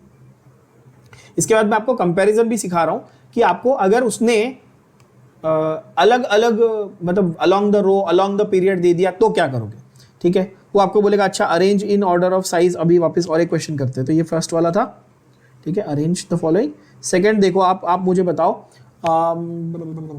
आप करो potassium, sodium, rubidium, caesium. Sodium, potassium, rubidium, caesium, इनको लगाओ साइज के ऑर्डर में, बड़े से छोटा। तो पहले आपको क्या जानना है कि ये चारों जो है ये कौन से, ये एक ही पीरियड के हैं कि एक ही इसके ग्रुप के हैं, बताओ। ये ग्रुप 1 के एलिमेंट्स है, सबको पता है ये ग्रुप 1 के एलिमेंट्स है। ग्रुप 1 में क्या सीक्वेंस है ली ना की रब ने सुनी फरियाद। सबको याद है, नहीं याद है रिवाइज करो। ली ना की रब ने सुनी फरियाद, ऐसा है ना बच्चों। तो मुझे बताओ टॉप टू बॉटम साइज को क्या होता है, आपने पढ़ लिया है, आपको अप्लाई करने आना चाहिए। 2 seconds, top to bottom size बढ़ना चाहिए, यानी सबसे बड़ा इनमें कौन, सीसियम, फिर उससे थोड़ा छोटा कौन, रुबीडियम, फिर उससे थोड़ा छोटा कौन, पोटेशियम, फिर उससे थोड़ा छोटा कौन, सोडियम। इजी, एकदम सिंपल। यस और नो? यस। और एक एग्जांपल करते हैं। चलो, आपको उसने बोला कि ठीक है भाई अरेंज करो इन ऑर्डर ऑफ साइज, बट इस बार दो रो का या 2 ग्रुप का मिक्स करके दिया, तो कैसे करेंगे। तो आपको बोलेगा चलो भाई सोडियम, लिथियम और कैल्शियम और बेरियम ऐसा दे दिया। चलो अब बोलो सर ये तो मिक्स कर दिया, तो आपको क्या सोचना है, पहले क्या सोचना है, देखो लेफ्ट टू राइट और टॉप टू बॉटम, क्या सोचना है, left to right, top to bottom. तो आपको इमेजिन ऐसा करना है, चलो देखो लिथियम और उसके नीचे सोडियम, ठीक है, फिर सोडियम की पूरी रो में यहाँ पे नीचे यहाँ पे कैल्शियम आता है, क्यों, सोडियम का यहाँ से आप एर्गोन तक लिखोगे, यहाँ पे पोटेशियम, यहाँ पे कैल्शियम। क्या ये बात समझ में आ रही है। तो हमारा ऐसा होगा ना बच्चों, अरेंजमेंट इस तरह का दिखेगा ना, लिथियम, सोडियम, फिर उसके नीचे राइट में कैल्शियम, और कैल्शियम की ही रो में कौन आता है, बेरियम। बेटा मांगे कार स्कूटर बाप राजी, कार के बाद स्कूटर, स्कूटर के बाद बाप, यहाँ पे बस ऐसे अरेंज कर लिया, आपको 2 सेकंड में आंसर आ जाएगा। अच्छा लिथियम से सोडियम बढ़ेगा कि कम होगा, नीचे आ रहा है, तो सोडियम लिथियम से बड़ा, यस और नो, ओके। अच्छा सोडियम से बड़ा कैल्शियम, क्यों, क्योंकि अगले रो में आया, सोडियम से बड़ा कैल्शियम अगले रो में आया। मैं और एक डाल देता हूं बीच में आपको और कंफ्यूज करने के लिए, मैं मैग्नीशियम भी घुसा देता हूं। अब बोलोगे सर क्या फालतू में कंफ्यूज क्यों कर रहे हो, अरे कंफ्यूज नहीं होगा, देखो 2 सेकंड में तुमको आंसर आ जाएगा। देखो सोडियम के बाद मैग्नीशियम, अच्छा मैग्नीशियम छोटा की सोडियम, लेफ्ट टू राइट क्या हो रहा है, बढ़ रहा है कि कम हो रहा है, जल्दी बोलो, लेफ्ट टू राइट कम हो रहा है, तो मैग्नीशियम बड़ा कि सोडियम बड़ा, तो लिथियम सोडियम मैग्नीशियम में कौन बड़ा, सोडियम सबसे बड़ा।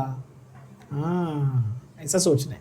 तो देखो सोडियम लिथियम से बड़ा है, अच्छा, और सोडियम मैग्नीशियम से भी बड़ा है, तो सोडियम मैग्नीशियम लिथियम, यहां तक क्लियर। पर कैल्शियम इनका भी बाप और बेरियम उसका भी बाप। क्या ये इजी हो गया, चेक करो, इजी है यार, बस आपने वो लॉजिक लगाना है जो मैंने आपको अभी सब पढ़ा है। पढ़ते वक्त अपने को 1-1 घंटा आधा घंटा लगता है एक कॉन्सेप्ट समझने को, अप्लाई करने में। देखो जितना तुम कॉन्सेप्ट पे मेहनत करोगे, 20 मिनट, आधा घंटा, 1 घंटा बैठ के उस पूरे पैराग्राफ को समझोगे, ठीक है। कुछ लोगों को ये भी लगता है कि सर आप एक ही लाइन को 4-4 बार क्यों बताते हो, ताकि जब तुम एमसीक्यू में अप्लाई करो तुम्हारा 4 सेकंड में आंसर आए, 4 मार्क तुम्हारे पक्के हो जाए। क्या ये बात समझ में आ रहा है। एक ओल्ड ग्रीस में ना, जब वो वॉरियर्स होते थे ना एथेंस में, सबने पिक्चर देखी ना स्पार्टन्स वाली, 300, और मेरे को बहुत पसंद है ये सारी, है ना, राइज ऑफ एन एम्पायर वाली 300 भी थी, ठीक है। तो उसमें एक बहुत अच्छी वो लोग ने सेइंग बोली है, the more you sweat in battle the less you bleed in war. ये तुम्हारे एग्जाम्स के लिए अप्लाई होती है बच्चों। तुम यहां जितनी मेहनत करोगे ना, एग्जाम में तुम्हारा स्ट्रेस उतना कम हो जाएगा। ये बात आप फैक्ट मानते हो कि नहीं। अच्छा, अपने दिल से ये बात बोलना। जो बच्चे आपके क्लास में, कुछ ऐसे आपके दोस्त होंगे, कुछ बच्चे होंगे ना जो आके बोलते हैं ना, मैं ब्लैंक हो गया लास्ट दिन ना, मेरे को कुछ समझ में नहीं आया, मैं नर्वस हो गया। सुना है ना आपने? आपके दोस्त लोग रहेंगे ना, या शायद आपने कभी खुद भी ये ट्राई किया होगा, अपने मम्मी डैडी को आके बोलते हो नहीं मैं एग्जाम के दिन ब्लैंक हो गया, नर्वस हो गया। देखो भाई, एक कड़वा सत्य, सच्चाई बता रहा हूँ, जो बच्चा पूरी तैयारी करके गया है ना, वो कभी ब्लैंक, कभी नर्वस नहीं होता, क्योंकि वो क्वेश्चन देख के स्ट्रेस होगा ही नहीं, तो ब्लैंक कैसे होगा, नर्वस को कैसे होगा? ब्लैंक और नर्वस वो लोग होते हैं जिन्होंने पूरे 2 साल मेहनत नहीं की है। करेक्ट बोल रहा हूं? ठीक है, तो इसीलिए ये समझो कि अभी चीजों पे मेहनत करो, बहुत टाइम है आपके पास, आराम से शुरू से पढ़ रहे हो, एकदम बेसिक से पढ़ रहे हो, बच्चों के से पढ़ रहे हो, तो अभी से मेहनत करो ताकि अप्लाई करने में आपको आसानी हो। और ये याद रखना हमेशा, क्या बोला मैंने? The more you sweat in battle the less you bleed in war. जो सिपाही शांति के समय, जो प्रैक्टिस के टाइम पे ज्यादा मेहनत करता है ना, उसका वहां पे जंग के मैदान में खून नहीं बहता है, कि नहीं? तो तू एग्जाम हॉल, तुम्हारा आप बोलो सर क्या आप तो एग्जाम हॉल को जंग का मैदान बना दिए। The reality is you live in such a competitive world बच्चों, दैट सच में आपके लिए एग्जाम हॉल जंग का मैदान के बराबर ही है ना? चलो, हाँ जी, नेक्स्ट जो फंडा है बच्चों, लास्ट आज के लिए इसको, लास्ट फंडे को अपन कवर करते हैं और फटाफट करते हैं। Some ions and atoms contain the same number of electrons, जिनको हम कहते हैं आइसो इलेक्ट्रॉनिक स्पीशीज।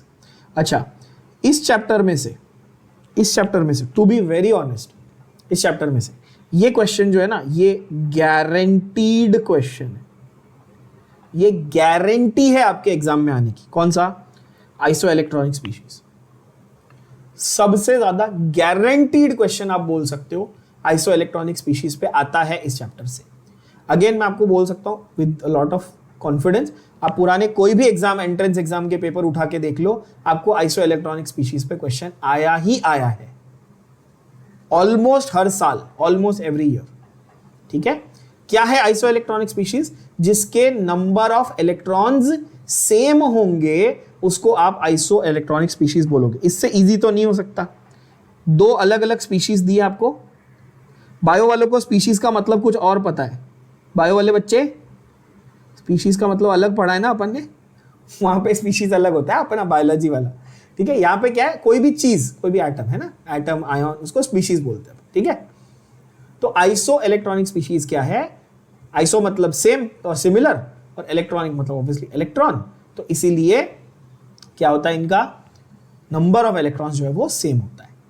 ठीक है बच्चों, अब यहां पर ये बोल रहा है कि आइसो इलेक्ट्रॉनिक स्पीशीज के एग्जांपल तो ठीक है, वो हम लोग करेंगे अभी, बट उसको कंपेयर करने के लिए वो बताएगा, है ना? कंपेयर करने के लिए देखो, ऐसे एक एग्जांपल देख लो, identify species having larger radius. आपको वही साइज का ही कंपैरिजन पूछ रहा है ना, वो Na और Na प्लस में से कौन सा बड़ा है, और Na प्लस और Mg2 प्लस में से कौन सा बड़ा है। समझ में आ रहे हो बात को, है कि नहीं? और ये तो मैंने ऑलरेडी आपको कवर करा दिया, अभी एक क्वेश्चन में हमने किया, ये दोनों में से कौन सा बड़ा है? Na plus. Na और Na प्लस में से कौन सा बड़ा है? Na। तो अगर मैं चारों को एक साथ लिख दूं और आपको बोलूं कि तीनों को एक साथ लिख दूं और ऑर्डर में लिखने बोलूं, आप क्या करोगे? आप बोलोगे sir Na is bigger than Na plus which is bigger than Mg2 plus. बोलो हाँ कि ना? यस और नो बच्चों, है ना? क्योंकि सोडियम का एटम अपने करस्पॉन्डिंग कैटायन से बड़ा था, ऑब्वियसली कैटायन छोटा होता है ना, बता दिया। तो ये इस तरह का क्वेश्चन आता है।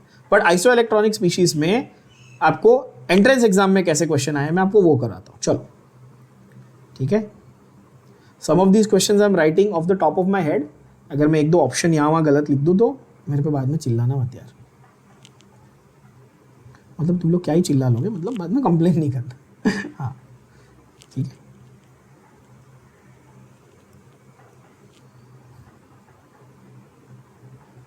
आइसो इलेक्ट्रॉनिक स्पीशीज, क्या ढूंढना है अपने को आइसो इलेक्ट्रॉनिक स्पीशीज में? Same number of electrons. ठीक है, सेम नंबर ऑफ इलेक्ट्रॉन्स। ठीक है, तो वो आपको बोलेगा, एक एग्जाम क्वेश्चन देख लो, क्वेश्चन एग्जाम में आया हुआ है, identify species iso electronic with NO, iso electronic with NO। NO के साथ आइसो इलेक्ट्रॉनिक कौन सी स्पीशीज है? ऑप्शन उसने आपको दिए हैं O, O2, O2 minus, O2 plus. चलो देखिए, सॉल्व करके देखिए बच्चों, किस तरह करोगे, सोचो जरा, अप्रोच देखो। नाइट्रोजन के पास कितने इलेक्ट्रॉन, बोलो जल्दी, 7। ऑक्सीजन के पास कितने इलेक्ट्रॉन, 8। तो NO के पास टोटल कितने इलेक्ट्रॉन, बोलो 15। बोलो यस और नो एवरीबॉडी, इजी। ऑक्सीजन के पास कितने इलेक्ट्रॉन, 8 इलेक्ट्रॉन। तो ये आंसर है क्या, नहीं। आइसो इलेक्ट्रॉनिक ढूंढना है ना तुमको, बोलो यस और no. Okay, oxygen O2, 2 oxygen, 8 है, ऑक्सीजन के पास 8 इलेक्ट्रॉन होते हैं। O2 में कितने हो गए, 16 इलेक्ट्रॉन। तो ये आंसर है क्या, नहीं। O2 माइनस 16 और एक नेगेटिव चार्ज, 16 प्लस 1 कितना हुआ, 17 इलेक्ट्रॉन। समझ में आ रहा है कि नहीं आ रहा है, क्यों, क्योंकि माइनस चार्ज था ना, एक एक्स्ट्रा इलेक्ट्रॉन आया। बोलो यस और नो। आंसर आ गया बच्चों, आंसर आ गया। कैसे, O2 -1, क्यों -1, क्योंकि भाई एक इलेक्ट्रॉन का लॉस हुआ। कैसे लॉस हुआ, कैसे पता, भाई पॉजिटिव चार्ज है। तो आंसर क्या आ गया, ऑप्शन डी। बोलो यस और नो, इतना इजी है, एकदम आसान है ना। अच्छा, इसमें ना जेई के अगर आप एग्जाम देखो तो उसमें एक मल्टीपल ऑप्शंस करेक्ट नाम का एक क्वेश्चन आता है, ठीक है, मतलब जिसमें एक से ज्यादा आंसर भी राइट हो सकते हैं। तो suppose I had given you, let's say I had given you an option that said CN- से ना, साइनाइड का CN-, CN- is cyanide, by the way cyanide का आयन है, ठीक है। तो इसमें गिन लो कितने इलेक्ट्रॉन दिख रहे हैं आपको। कार्बन के कितने बच्चों, 6। नाइट्रोजन के कितने, 7। 6 और 7 कितने, 13 सॉरी, है ना, 13। और माइनस चार्ज मतलब एक और, तो कितने हुए, 14। अच्छा, सपोज मैं N2 माइनस देता आपको, क्या देता, N2 माइनस, कितने होते हैं बताओ, 2 नाइट्रोजन के 14 इलेक्ट्रॉन प्लस 1 यानी कि 15। तो ये भी आंसर होता। तो ए और डी बोथ, ऐसा मार्क करते आप। सही है, समझ में आ रहा है बात, बहुत इजी है, बहुत इजी, ठीक है। चलो और एक एग्जांपल करते हैं, identify the iso electronic species from this set. इसमें से कौन से आइसो इलेक्ट्रॉनिक स्पीशीज है, इसको आइडेंटिफाई करो, ठीक है। Na+, F-, Mg2+, Na2+, Al3+। इसमें से कौन से आइसो इलेक्ट्रॉनिक है, यानी कि एक जैसे इलेक्ट्रॉन्स होंगे इनके पास, इनको आइडेंटिफाई करो। चलो बताओ,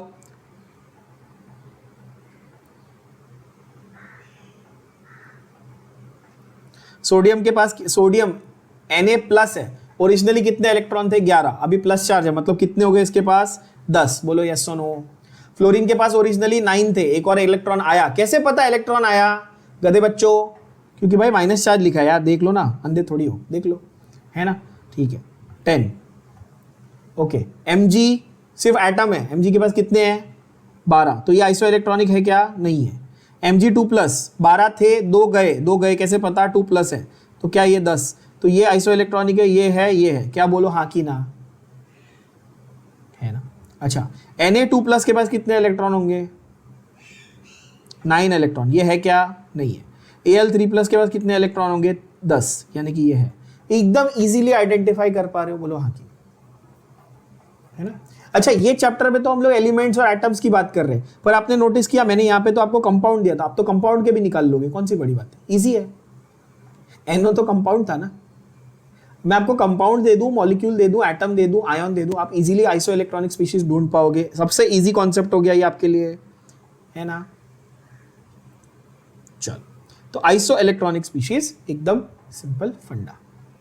यस बच्चों, आइसो इलेक्ट्रॉनिक स्पीशीज में स्मॉल साइज, लार्ज साइज का फंडा जो है ऑलरेडी हमने देख लिया कि कैटायन एनायन दिया रहेगा तो साइज कंपेयर करनी है। एक लास्ट क्वेश्चन कर लेते हैं, फिर इसको खत्म करेंगे कि जब भी आपको वो साइज कंपेयर करने को देगा ना बच्चों, तो वो ज्यादा करके आपको आइसो इलेक्ट्रॉनिक स्पीशीज देगा साइज कंपेयर करने को। क्या बोलेगा, isoelectronic species they will give you to compare the sizes, ठीक है ना। जैसे कि ध्यान से सुनना, जैसे कि वो बोलेगा कंपेयर द साइज, कंपेयर मतलब sorry, arrange in order of size, arrange in size order from smallest to largest, समझो ऐसा बोल दिया उसने, ठीक है। द फॉलोइंग कौन से दिए आपको, F minus Na plus Al3 plus और O2 माइनस, ऐसा दिया, ठीक है बच्चों, O2 माइनस। और ये चारों को उसने बोला आपको स्मॉलेस्ट टू लार्जेस्ट की साइज में लगाना है, ठीक है। ये आप खुद से एक बार ट्राई कर लो, सॉल्व कर लो। अगले सेशन के स्टार्ट में इधर से अपन चालू करेंगे, इसका आंसर दूंगा फिर चालू करेंगे, ठीक है।